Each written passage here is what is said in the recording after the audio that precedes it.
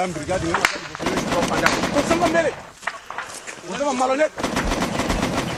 ngai commandant patana kaji boto bi wole ba ka la voilà la force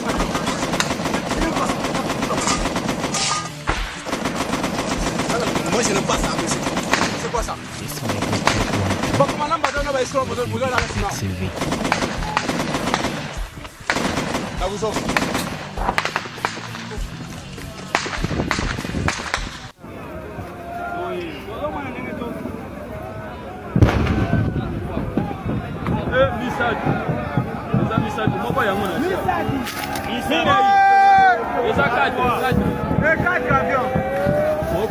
Eta bango kaka wana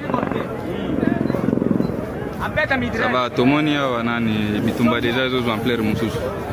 ilikuwa na biso yango wana mati eza ja na kati ya kobeta kuna pe nsima na nga na nzela char eza na kati ya kobeta seke ale bon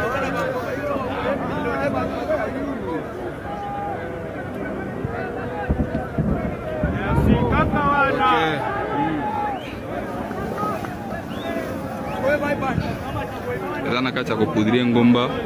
ana ngomba deja bazopudrie kuna epa nini eliko yango wana. Yes, alright. Oli kuyugi updates ebiko sinziro bango tuwuliriza gwatana tweyungako dduka buddusi okone ku kigambo subscribe oberenga nawe otweyungako nnyo mbakulisizaayo nnyo mukulike obwakedde kansube nti ebintu bitambudde bulungi nnyo baganda banga bali emitala w'amayanja abali e Dubai abali e Qatar mu America USA UK mu Asia mu Africa mwenna buli kasonda kansi mosinzo bango tuwuliriza okola kyamaanyi nnyo nyongera maaso n'okutumira ku bantu banga bagenda maaso n'okujja mu comment section muteekayo endowooza zammwe namwe abajja ne musharinga ne mulayikinga ne musobola okulaba nga eddoboozi lino litambulira ddala bulungi nnyo nganti nga bulijjo nabagamba nti nno mwabagala okukola advertisement mujje mu comment section muteekeyo obulango bwammwe muteekeyo business zammwe musobole okuba nga muzikuba abantu naye nti eno channel jjukira nti yammwe mwabagikuziza era siraba nsonga lwaki mukaseera k'okubanga bakompensatinga siraba lwaki bali azaamanya so kibibawo omwaganya guno mujje mulangireyo ebyammwe nammwe musobole okubeera nga mumanyikibwa kati nno tusimbudde akakatambi kenkuwadde kenkuteereddeko ekiri mu DRC kitokota sikisaanikire ekiri mu bayeekera ba M23 ge bakomba ge bakaaba embere ng'ebagagidde gwe mukwano gwange ali eyampuliriza we bukeeredde nge amawulire agafulumye ekiwandiiko ekifulumiziddwa medias saako n'ebitongole ebikugu mu kusaka amawulire mu Democratic Republic of Congo anti ffe bena tulinking up nabyo okusobola okulaba nga tukumanyisa nga tukuteerawo embeera okubanga otambulira wamu naffe nga tuku-updatinga anti jjukira nti oli ku Yugi Update CV. Kakati amagye g'eggwanga erya Congo gamanyikiddwa nga aga FARDC gagenze maaso ne gasalako enkambi z'abayeekera bubi nnyo eyo mu Southern Kivu. Amagye g'eggwanga erya DRC agamanyikiddwa nga aga FARDC gagenze maaso ne gakola obulumbaganyi ku byalo ebimu ebiteeberezebwa okubanga birimu abayeekera ba M23 nga basiisidde era bino ebyalo mwe badde bateekera ennumba zaabwe zibagenda maaso n'okulumbagana eri amagye g'eggwanga erya DRC. Kakati ekiwandiiko gifulumye okusinza ku mawulire agavuddeyo galaga nti nno abayeekera ku luno babayisizza bubi babasendezza kati nga kikere babagobye mu bitundu ebya Southern Kivu eyo ebiri mu Northern Kalere District mu Southern Kivu. Amagye gano ge twogerako ag'eggwanga erya Democratic Republic of Congo omuli FARDC. FARDC kitegeeza nti institution eno eganyuddwamu aba allies bangi ebitongole bimukwata mundu ebiwerako era be bagenze maaso n'okukola strategic move ne balumba enkambi z'abayeekera gwe mukwano gwange kye babakoze enkoko ekikola bwana bwayo anti eba yakabuzaalanga ebutuulira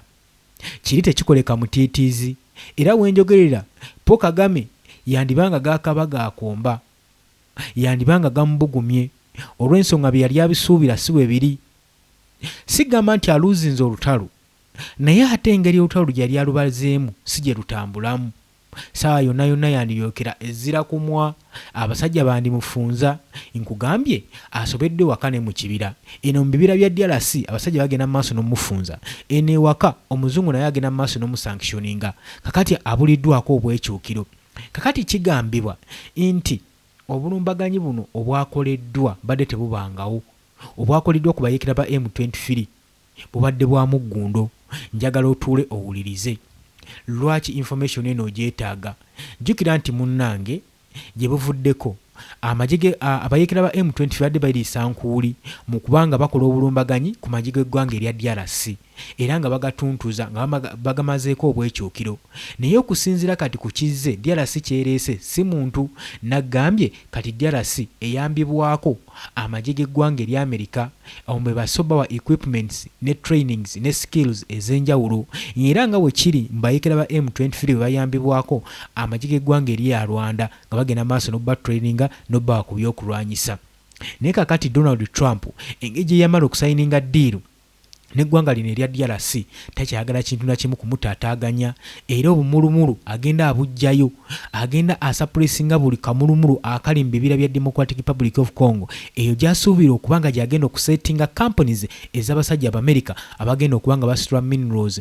mulinga coltan, cobalt ebintu bingi nnyo tantalite basobole okubanga bakolamu ebintu eby'omugaso nnyo ebijjuna eggwanga n'okubayambako ku ntalo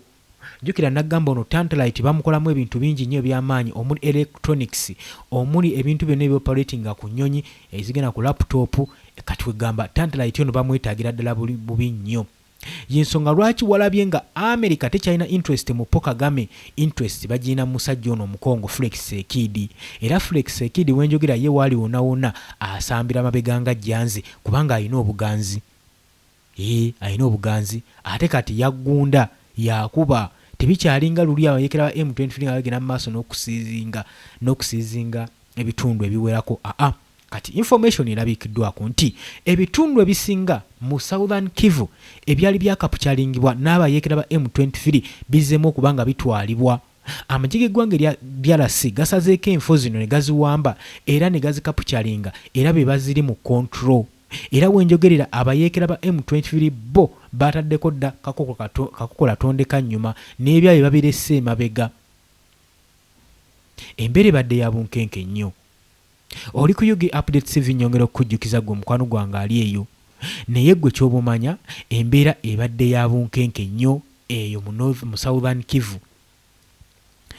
tukyeyongerayo gwe mukwano gwange oli ku Yugi Update TV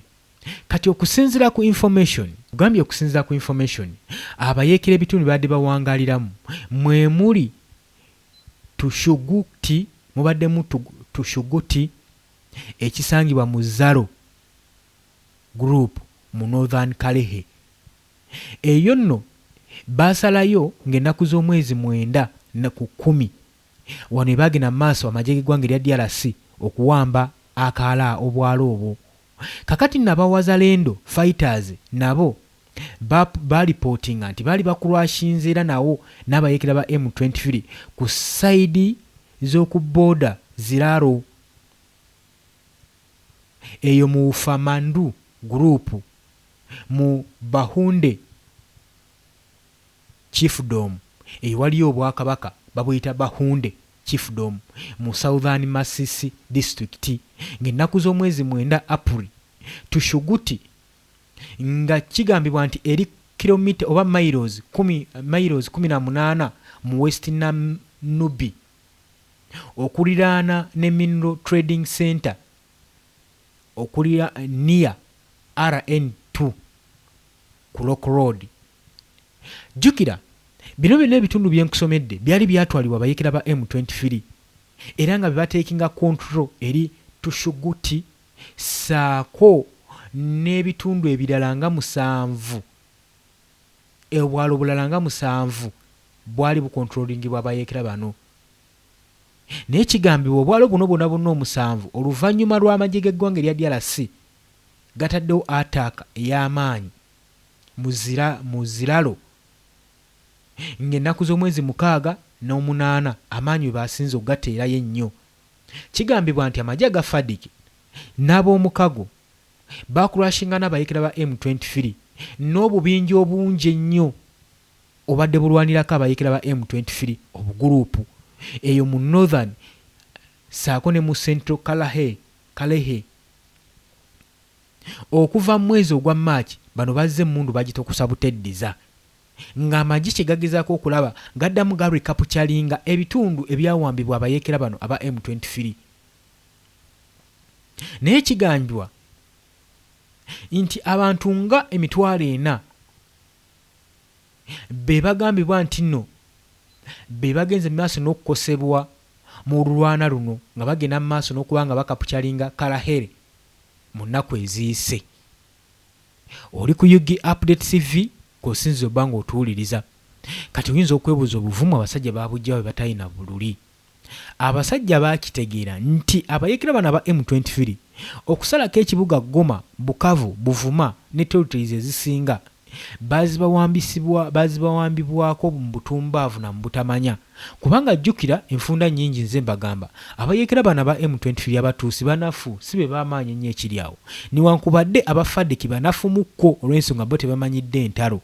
era tebabadde na special skills zibayinza bayambako kuyimirira mu lutalo luno. Era y'ensonga lwaki olaba abayeekera ba M23 bafuna omwaganya okusalako amagye g'eggwanga erya DRC ne bagafunza ne bawamba ekibuga Goma olw'ensonga nti no gayina poor planning, poor strategic nga tebayinaako idea n'emu ku lutalo. Naye kati olutalo luno lubawadde experience ate ne skills ze bagenda mu maaso n'okufuna mu Belgium, mu America nazo zibataasizza kinene nnyo okusobola okulaba nga baprotectinga abantu baabwe ng'ejje erya FADC. Nkujjukiza nti oli ku UG Update TV kosinzo banga otuwuliriza. Balukeesezza lwankokola abasajja bano ne bagenda mu maaso ne basalako enfo enkambi mu byalo bebadde bamanyi nti nno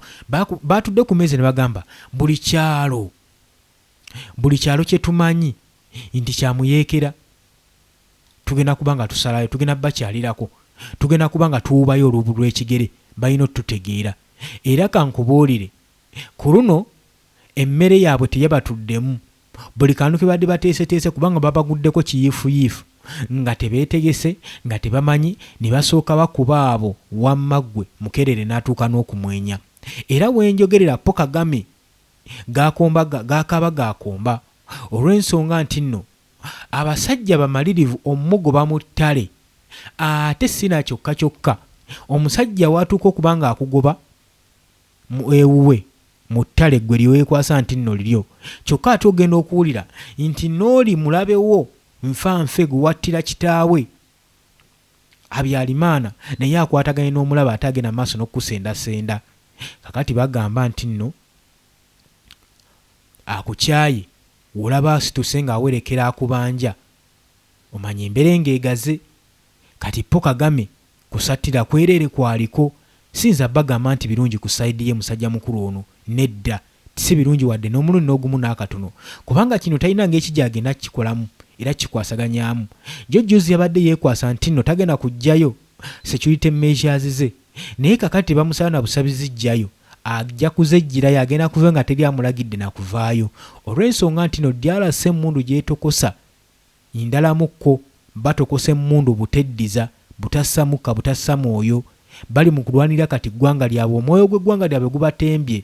Jjukira baki basoose okukola strategy basoose okukola move basoose ne babaaninga ssente za $, eza US okuba nga zikolera mu ggwanga erya Democratic Republic of Congo. Ekyo kyennyini nakyo kyongera okukosa abayeekera bano obutakola money laundering, obutasobola kupurchasinga byakulwanyisa, kuteekawo mbeera yakugira lutalo luno oba yakuforwardinga lutalo luno kugenda mu maaso. Nyongera obbajjukiza nti muli ku UG Update TV mikwano gyange ku musinziro banga omutuwuliriza. Tugenda kuba nga tweyongera wuliriza ekiwandiiko ekifulumye kiraga nti amagye gasazeeko abayeekera era enkambi zonna zibabadde basiisiddemu bazidduseemu ne bateekako kukola tondeka nnyuma. Era wenjogerera ebifo ebyo byenkusomedde bitwalibwa amagye g'eggwanga erya DRC bayite aba FADC.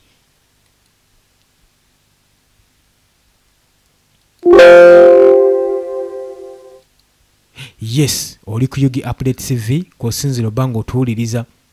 Era lipooti efulumye eraga mu kaseera ke kamu mu North West, mu Masisi, Warukale, Lubutu, Kisangani, FADC nga gamanyiddwa nga amagye g'eggwanga erya DRC saako ne Allied Forces galipootinze obulumbaganyi obulala nti bakulwashinze era n'abayeekera ba M23 mu bitundu ebyo mu Nyabyondo town mu Masisi district mu Northern Kivu. Kakati nno kigambibwa nti aba M23 okusinziira ku sources bakireiminga nti aba FADC saako n'ab'omukago we balwanira balumbaganya abayeekera ba M23 mu nfo zaabwe nga bakozesa drones saako n'ebyokulwanyisa eby'amaanyi mu Nyabyondo town mu Masisi district ng'ennaku z'omwezi 8 n'omwenda. Kakati bano beekubidde omulanga abayeekera ba M23 beekubidde omulanga okusinziira ku Congolese media outlet okuva mu Kivu Morning Post galipootinga nti fight eno yagenze maaso n'okubanga emmundu ekubibwa mu Kinyumba village eno nno nga waliwo miles 3 okuliraana ku north of Nyabyondo. Eno yagenda maaso n'okubanga kana akalo kagenda maaso n'okubanga kalumbaganibwa mu ennaku z'omwezi 8 Apuli. Wazalendo fighters gye buvuddeko kigambibwa nabo baakulwashinga n'abayeekera bana ba M23 mu Nyabyondo mu town village okuliraana Lukweti. Eyo nno nga waliyo kilometers nga 11 ze zibalirwayo okutuuka ku Northern Nyabyondo nga Apuli ng'ennaku z'omwezi 5. Era kigambibwa nti obugulupu buno bonna omuli abayeekera ba M23 saako n'amagye g'eggwanga erya Congo gagenda maaso n'okubeera nga gakulwashinga ne gakubagana okukakkana ng'obwalo obusinga bonna amagye g'eggwanga erya DRC agamanyikiddwa nga FADC gawambye ebitundu bino. Oli ku Yugi Update TV nyongera okukujukiza k'osinzira obba ng'otuwuliriza. Kakati bwe njogerera kino nno ogenda kyewunya. Abayeekera ba M23 basabye ceasefire, basabye wabeerewo peace talks. Bo bennyini kati bye bazeesabidde lwe babadde babakakabukasi bannange mujje mu peace talks twogere, mujje tukkaanye, mujje tuteese buzibu buvaawa nga bakalambidde bagamba nedda bo balwanirira ddembe lyabwe era bagenda maaso n'okukozesa eŋŋombe egamba nti they are fighting for their lives, they are not fighting for money. Yensonga waki basobola okwakiivinga ne bawangula amagye g'eggwanga erya DRC olw'ensonga nti nno bo balwanira mwoyo gwa ggwanga, balwanirira kubeerawo kwabwe. Statement yo badde bagikozesa nnyo. Kakati batuuse okulaajana, baagala ceasefire, baagala babeerewo enteeseganya ez'emirembe. Ku luno be bazeesabidde lwe babadde bazibakakabuka banaye mujje mu Duha, mujje mu samiti nga tebakiikayo. Samiti za mirundi ng'esatu ezijje zikiikibwa nga abayeekera tebakiikayo, ate n'oluvannyuma ne bagenda mu maaso n'obakongoola nga bagamba nti nno bino bye muteesezzeeyo nga tetuliiyo ffe tetubibala. Mwe mumanyi bye muteesezza gy'emize y'engeri gye badde beeyisaamu. Naye kati jjukiranga okuva America we yasayininga endagaano ne Felix Tshisekedi bazze batagetinga abakulembeze b'abayeekera bano era okukakkana ng'omu ku banene waabwe Were Ingoma spokesman obulamu bwasaanawo gwe mukwano gwange ali yampuliriza. Oli ku Yugi nyongera okujjukiza. Kakati newankubadde lipooti efulumye bye bino bimu ku bibala ebifudde mu lipooti. Era lipooti ekoleddwa ezeemu erabiddwamu ne major political development. Obagamba major political development nti kitegeeza nti ebiri mu kiwandiiko byandiba nga bireeta akamwenyumwenyu ku matama g'abamu. Byandiba nga bireeta akamwenyumwenyu bitya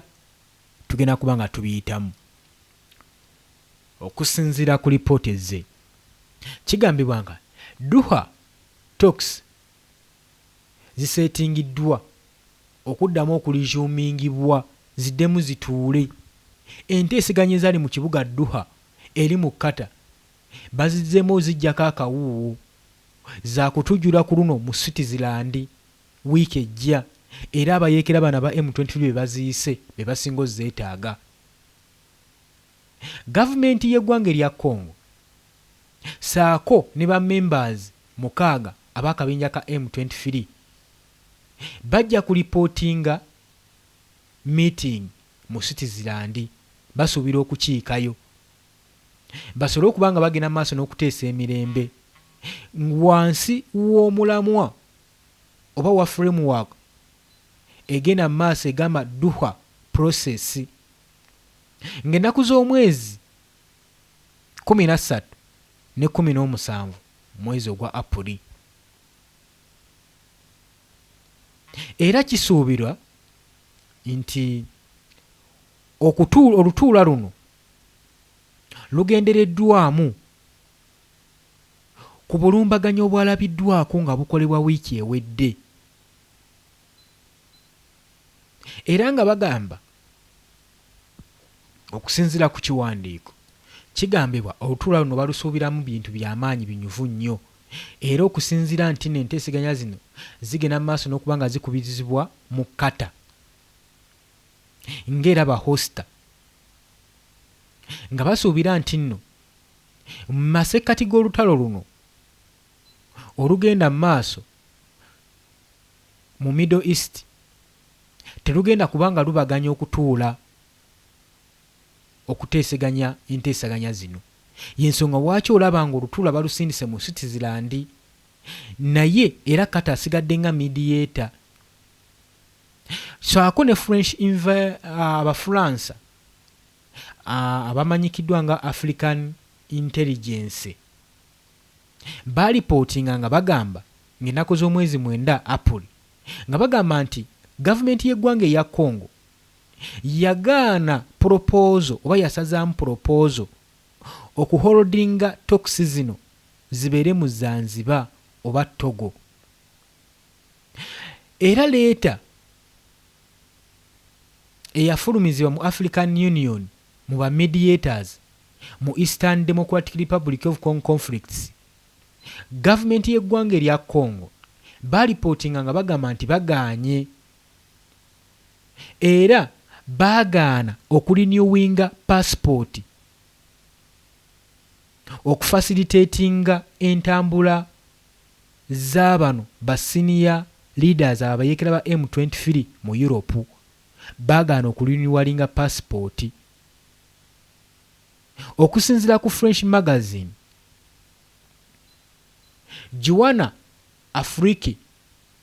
yalipootinga ng'ennaku z'omwezi 10 Apuli nti Bamasaidi Boulos US President Donald Trump's African advisor ajja kubanga alukiika olutuula luno, tajja ddutumira mwana, ajja kubeera nga representinga United States mu lutuula luno olugenda okusuubirwamu okuteeseganya emirembe. Era lipooti eraga okusinziira ku lutalo olugenda mu maaso mu Middle East ku luno omulundi ogusoose gwokka Qatar tejja kukiikawo physically, bajja kubeera ku screen virtually luno enteesaganya zino bajja okuzibeeramu. Viviana Van de Pare acting nga head of UN force era nga ye head of international conferences on the Great Lake regions ajja kubanga asuubibwayo ku nteeseganya zino, era enkoko ajja gikwasa mumwa, enkoko ajja gikwata mumwa. Enteeseganya nkugambye ezize zibaawo nga bagenda maaso n'okwegayirira abasajja bakulu bano abayeekera nga beefudde vumbi nga beeyita bo nga bali abatuusi bannaatagambwako, naye kati okusinziira ku mmundu gye babakubyeemu n'obulumbaganyi babataddemu nga bakozesa drones ez'omutawaana n'ebyokulwanyisa eby'omutawaana bibatiisizza era bibamazeeko pulaani. Jjukira ennaku zino banafu Kagame ya sanctioningizibwa takyafuna byakulwanyisa bbawa kati banafu mukko okutransportinga n'ebyamaguzi nako kufuuse kuzibu. Baali baleetera ebyamaguzi oba oliawo nga batwala ebyobugagga byabwe nabo ennaku zino bali mu ntalo zaabwe oba na luno olutalo olugenda maaso mu Middle East lubakosezzaamu nnyo. Kati ke kaseera okubanga Congo eyolesa amaanyi gaayo okubanga ebafunza. Ate DRC kye yandikoze teyandigenze na maaso mu nteeseganya zino, yandigenze neefundiza ddala bano abayeekera n'eteekawo ekyokulabirako obutazza buyeekera buno mu Northern Kivu saako ne mu Eastern Democratic Republic of Congo. Bannansi b'eggwanga lino ne basobola okuddamu okubanga beeyagala. Nagambye dde oli ku Yugi Update TV Kosinziro banga otuwuliriza embeera ya bunkenke mu Democratic Republic of Congo mu Southern Kivu saako ne mu Northern Kivu eyo ne mu Eastern Democratic Republic of Congo. Era kigambibwa nti side zombi bajja kubanga balizuminga okuteeseganya on the peace framework agreement gye bajja okusayininga mu November, gye basayininga November 2025 bajja kubanga bagizza bujja. Eno framework yali econtainingiddwamu pillars 8 nga eziseparatingiddwa ezirina okubeera nga ziteesegezebwako okuteebwako contract okwadressinga ensonga ezigenda mu maaso mu nteeseganya zino. Era bbiri zo already zasayiningibwa dda pillars zino naye teza implementingibwa, tezateekebwa mu nkola. Ceasefire verification mechanism ne prisoners exchange zino tezalabibwako. Twalaba abayeekera bokaboka bwe balinga abaakolako ku kintu ekyo okubanga bawaayo ba prisoners of war. Naye ku last meeting eyakubibwa mu kibuga Doha mu February, bano kigambibwa nti baali so technical, baafokasinga nnyo okukola progress n'okwe-establishinga ceasefire mechanism naye yagaana okukola. Era kigambibwa nti side zino zonna ebbiri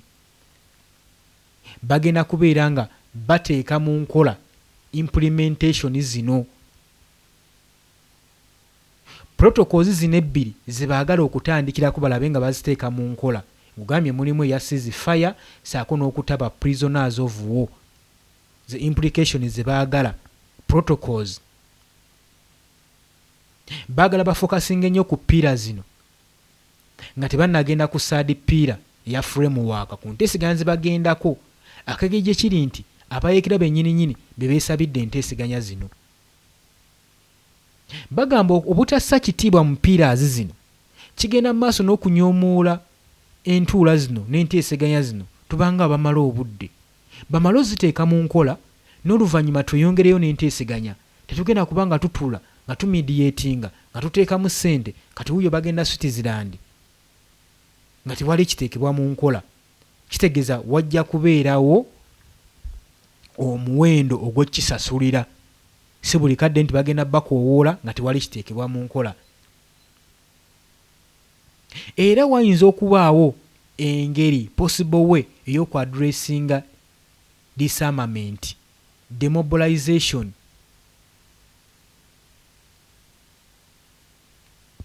Wuliriza, kisuubirwa okuba nga bajja na kuteeseganya ku ngeri gye bagenda omaintainingamu n'okutransmittinga security ey'amaanyi. Wayinza okuteekebwawo arrangement mu bifo ebyo ebikoseddwamu ebibadde bigenda mu maaso n'okubanga emmundu ekosezza ebifo bino nnyo nga bakozesa ebyokulwanyisa ebyobulabe, nakyo bagenda kiteesaako.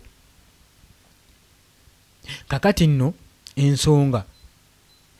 ebyokuwanyisiganya ba prisoners eri wakati wa DRC n'abayeekera ba M23. Confidence n'okubuildinga measures bagamba walina okubeerawo security naddala mu bifo bino ebikoseddwa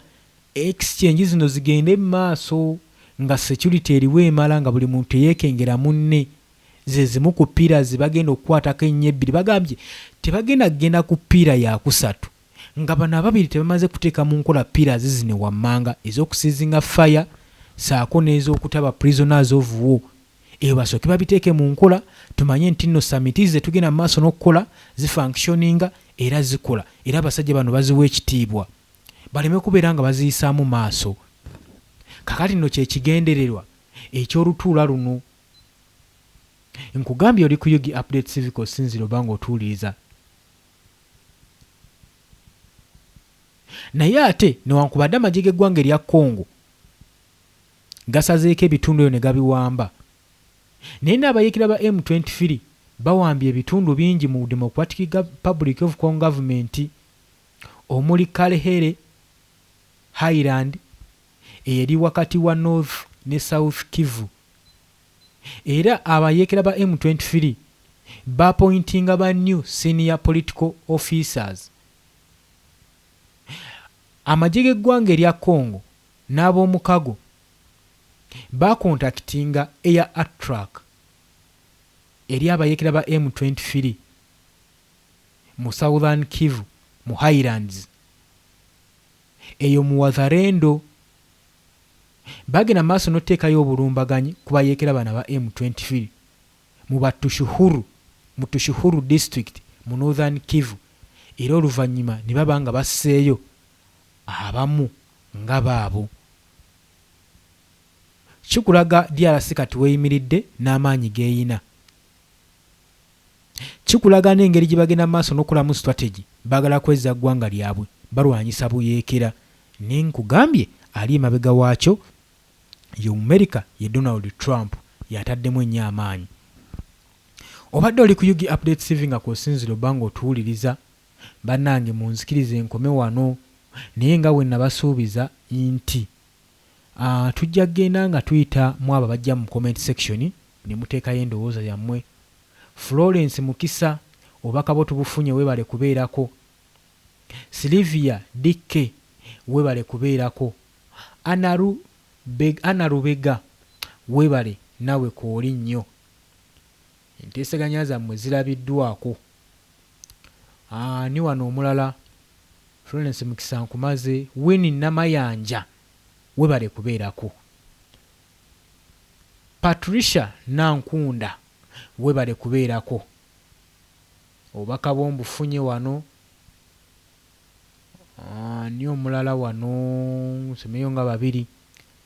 Richard Doribin nawe kooli Winnie Namayanja nkumaze Reisha Sam weebale kubanga weekumira ku Yugi Update TV mukolera ddala ekintu ky'amaanyi